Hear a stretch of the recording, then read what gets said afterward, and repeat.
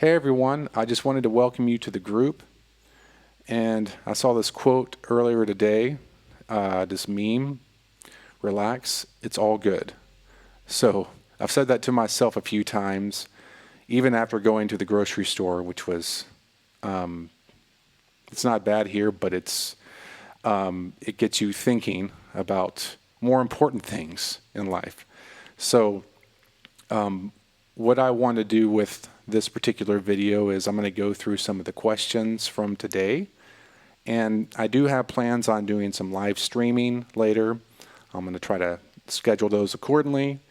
And I'm working on some pretty intensive projects as well, media that you will be able to use to help you with online teaching, since that's kind of the big thing right now, or any other phase of technology that you need help with.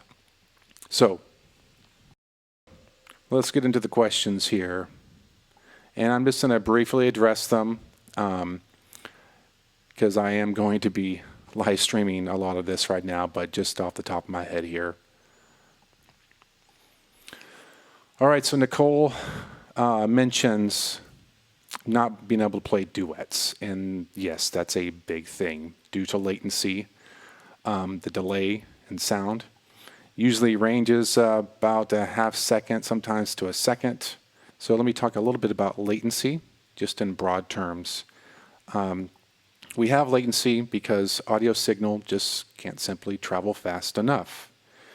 Now, with the advent of 5G network and also with the upcoming, I'm pretty sure that the restrictions on broadband, on your regular internet service, they have restrictions on how fast they can deliver it. I believe that's going to be putting pressure on them to allow the speeds to go up to a certain amount.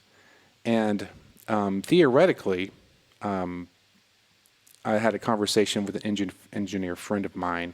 He said that if we can get up to 500 megabit upload speed on both sides, then latency will be solved, theoretically. Obviously, there's still other possible quirks and issues there.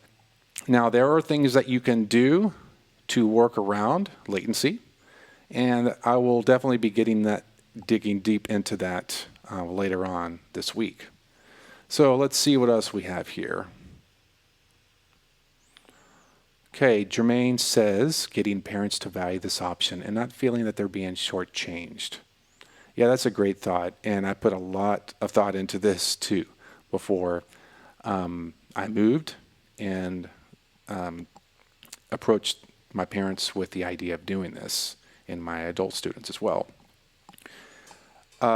There's a few big things here, and I'll get into this more detail in a future live stream.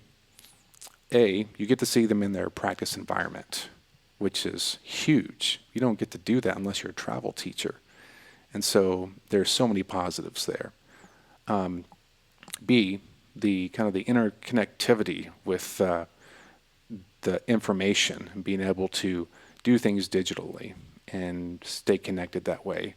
You can do things more remote. You can check on things during the week, so in some ways, it actually draws you closer to the student, checking up on them, how things going, sending you recordings, all of that. So that's another big benefit. And gosh, I would also say, in terms of them being on their piano or their instrument, not just in terms of what their environment is, but seeing how they're actually applying things to their music at home. You're not going to get as much, I didn't know how to practice this.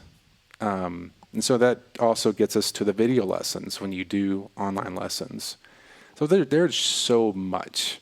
So I've talked about it a lot. So I'm going to put my thoughts onto paper and then go in more detail later. Let's see what else here. Charla. So Charla Van Cleve, hi there. We actually go back a ways. She helped me with my national certification, and now I'm helping her in one-on-one sessions with her online lesson setup. Currently, my biggest concern is being fast enough to pull up or access what is needed on screen. Also, the fact that my keyboard and computer have a piano in between. Okay, so a lot of this is how you have your station set up, and you have to work with the space that you're given. And so what I've done in the past, like preparing for my new studio, my studio here, is I mapped everything out where everything's placed, and I may change it around and find out exactly how I need to be positioned so I can have my desk, my piano, my keyboard, my computer, my station, all of that to where, you know, cables aren't going all over the place. Everything is connected nice and neat. So part of that is just going to be, you know, understanding the space you're working with and mapping it out. Now, this next part here, or going back to pulling up or accessing what is needed on the screen. You're not going to have to do very, very much on the screen in terms of working with Zoom, unless you're switching cameras. And if you're doing that, there are shortcuts. So the shortcuts that you would use, you just need to have them printed out, and then you'll eventually memorize them, and you can switch back and forth between cams, between showing annotations on the screen, whether it be using an iPad or a tablet.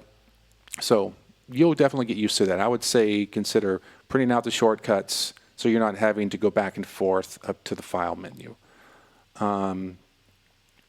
Also, the fact that my keyboard and computer have so that I just talked about that. Well, the cameras take care of that. Yeah, I mean, once the cameras are plugged in and you have everything set up, you're not going to have to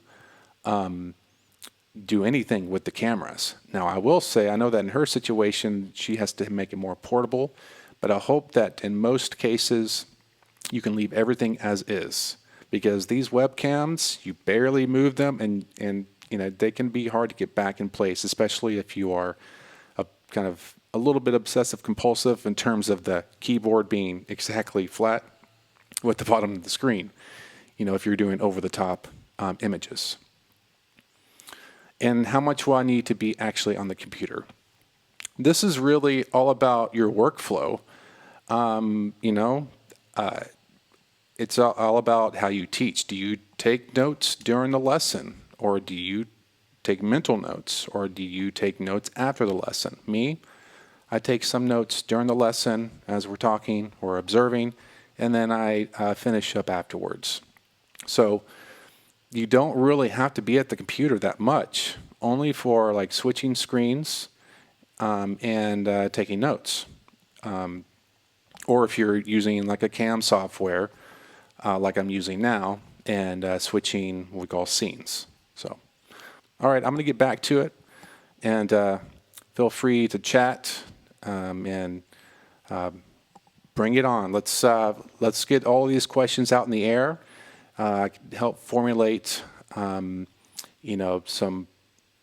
good sessions coming up, good conversations. So, take it easy.